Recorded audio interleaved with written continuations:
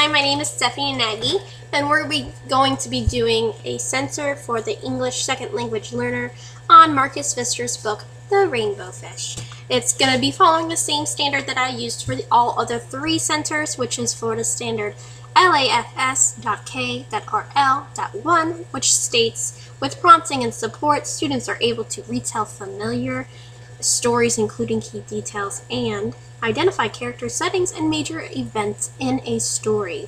So for the English learner, it is important for them to understand figurative language because it is used within this text.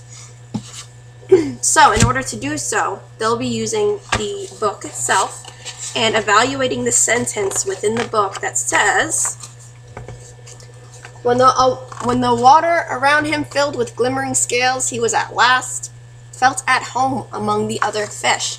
So he felt at home, but he doesn't live with the other fish. So how is he at home?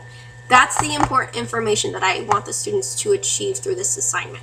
So what they'll do is they'll go to this center and they will complete a double bubble map.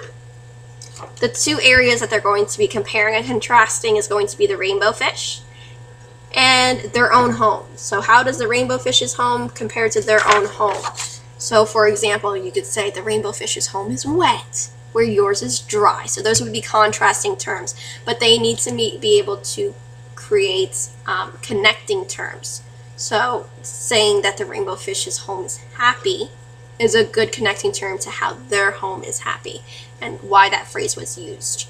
The materials, the important information that I want students to understand is that connection. They must be able to complete 5 areas of each home.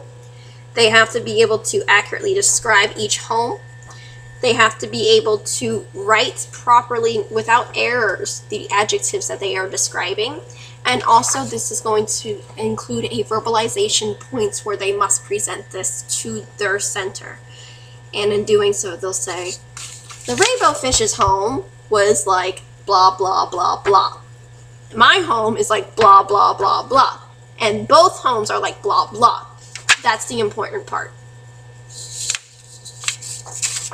The reason why I chose this for the English second language learner is because they have a hard time understanding figurative language.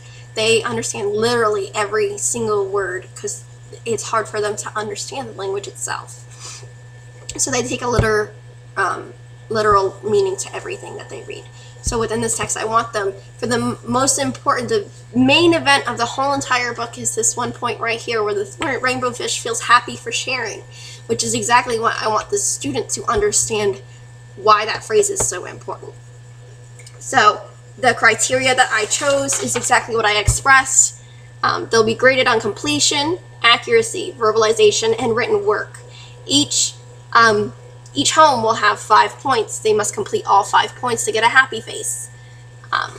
The accuracy, of course, it will have to have proper adjectives or phrases to compare and contrast each home.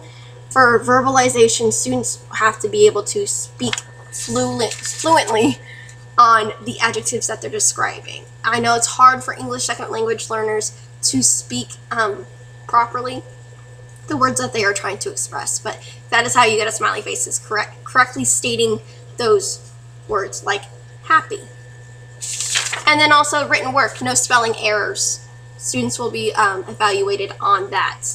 And for an English second language learner, the reason why I chose a double bubble map is because in Stephanie Holzman's article for the thinking maps of Sonoma County, she describes the double bubble map to be something that the students can control and easily use.